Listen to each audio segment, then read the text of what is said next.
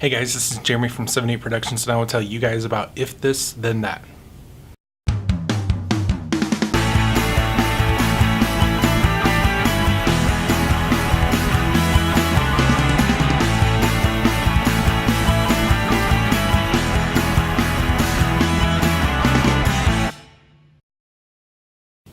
So there's this web application that's been out for a little while now called If This and That.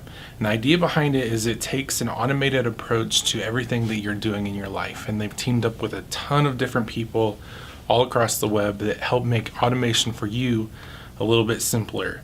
Now, the idea behind this may seem a little vague, but I want to show you just a little bit about how it is used, and then specifically how you can use it with your WordPress blog, not only to make it a little bit more automated, but a little bit more streamlined in how you use plugins, and as well make the control outside of your WordPress blog so that you're still getting exactly the same results that you guys want, but it's a little bit different in the approach that it is, so that actually helps save some resources for your WordPress blog. So let's take a look a little bit right here. The idea is that you are using your If This and That recipe, and it's really simple. The idea that you are using the statement, if you do something, then something else should result. And so you can go to If This and That. The link will be in the show notes here. But the idea is that there's already recipes created of how you want to do it. And some of my personal ones I'm already using is if I actually am in Feedly, which is an RSS service that I go through a different bunch of blogs that I love to read.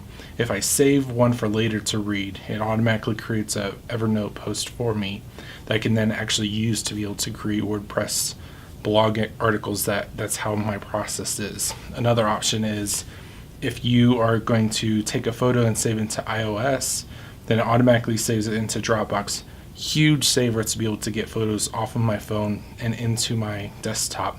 But the one that I want to talk to you guys about here, how to set up your RSS feed so that every time that you create a blog post that goes to your RSS feed, it automatically does a tweet out. And so it's a very quick and simple way of being able to actually have tweets go out whenever you have a new blog post come up.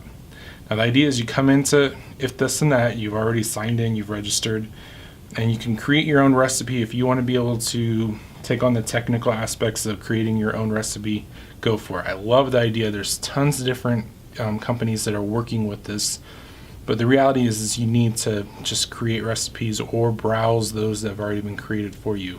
The reality is if it's something that you want, somebody's probably already thought it up. If they haven't, go create it and let everybody else see it as well. Now the idea here with this one is you search for If This Then That. For the RSS to Twitter, I would just type in RSS to Twitter. The description's here. Once you created it, you would select that you want to use it. You would change your RSS feed to the one that you have.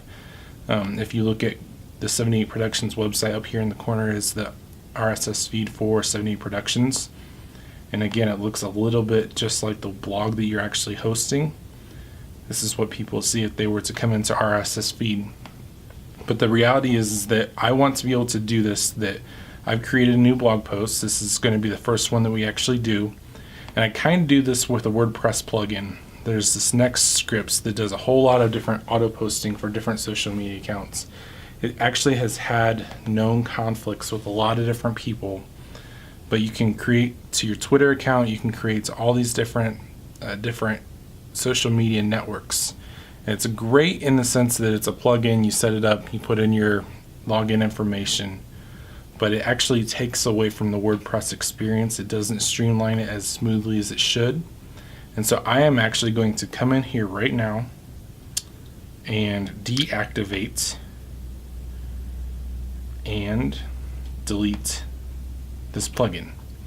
Now, the great part about this, it doesn't access databases anymore. It doesn't access the actual actions that take up time to create the WordPress page.